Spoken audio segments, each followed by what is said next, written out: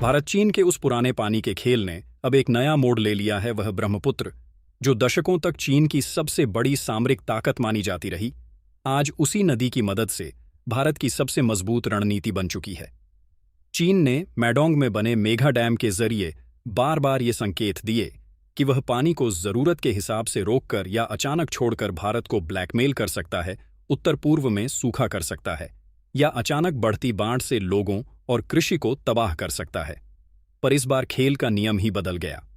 भारत ने सिर्फ प्रतिक्रिया नहीं दी, बल्कि एक समग्र, हाईटेक और सामरिक योजना रची, जिसने चीन की हर गणना को नाकाम कर दिया।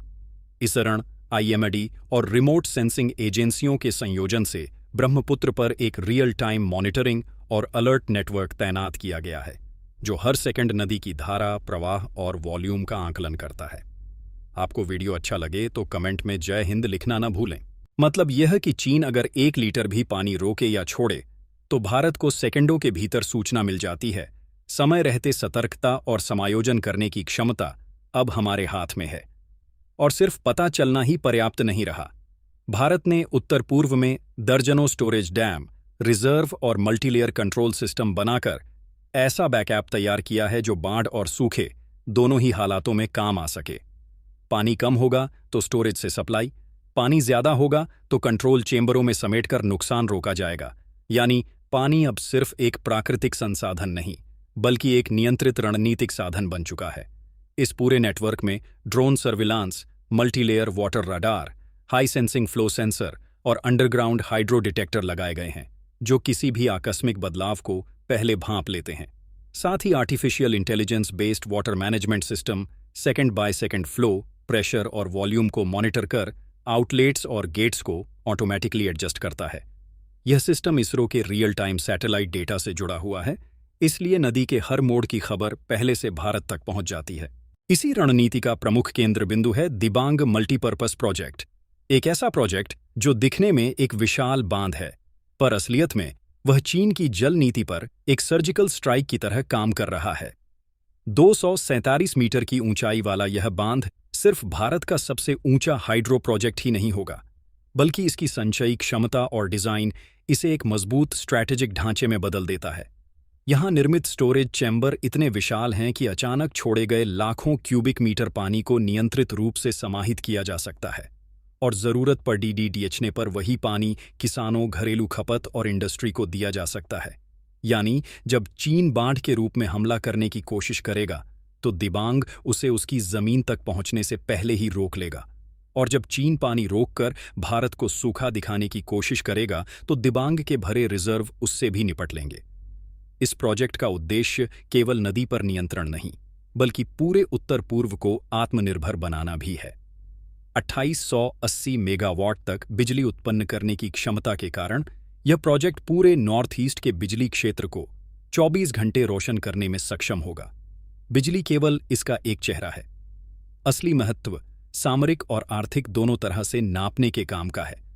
फैक्ट्रियों, रक्षा इकाइयों और स्थानीय आधारभूत संरचना को दी जाने वाली पावर इस क्षेत्र की आत्मनिर्भरता और रक्षा क्षमता दोनों बढ़ाएगी। दिबांग में इस्तेमाल हो रहे मटेरियल और डिजाइन भी सिर्फ दिखावे के लिए नहीं है।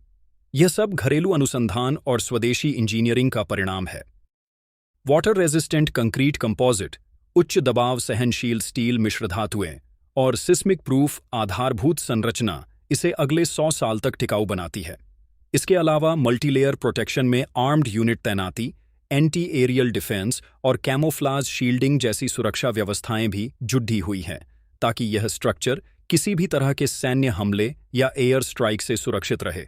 दिबांग सिर्फ एक बांध नहीं, बल्कि एक हाईटेक कमांड सेंटर है, जहां से नदियों के इंटरलिंकिंग कैनाल, माइक्रोडैम श्रृंखलाएं और सेंट्रल कंट्रोल डेस्क को इसरो संचालित सैटेलाइट से जोड़ा गया है, ताकि बाढ़ के किसी भी सेंसर सिग्नल पर तत्काल पानी को डाइवर्ट किया जा सके और सूखे वाले इलाकों में आपात आपूर्ति पहुंचाई जा सके।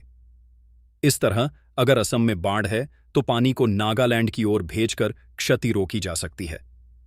अगर अरुणाचल में सूखा है तो वहीं से डाइवर्ट होकर खेतों को जीवनदायिनी पानी मिल सकता है।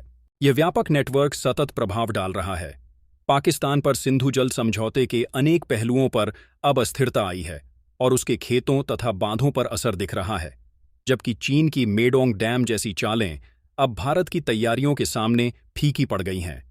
भारत ने जल संसाधनों को अब सिर्फ कच्चा संसाधन मानकर नहीं रखा। उसने उन्हें रणनीतिक हथियार, आर्थिक इंजन और सामाजिक सुरक्षा का संयोजन बना दिया है। इस रणनीति ने क्षेत्रीय शक्ति संतुलन को बदलने की क्षमता दिखा दी है। पानी का नियंत्रण सिर्फ भौतिक स्तर पर नहीं, बल्कि कूटनीतिक और सामरिक लाभ भी दे रहा है। दिबांग और उसके सहयोगी प्रोजेक्ट्स जैसे सियांग, लोहित, सीरी और सुंदरी पर बने माइक्रो तथा मेगा डैम मिलकर एक ऐसा प्रतिरोधी जाल बुन रहे हैं जो चीन की जल नीति को असफल कर देगा और भारत को वाटर सुपर पावर की ओर अग्रसर करेगा।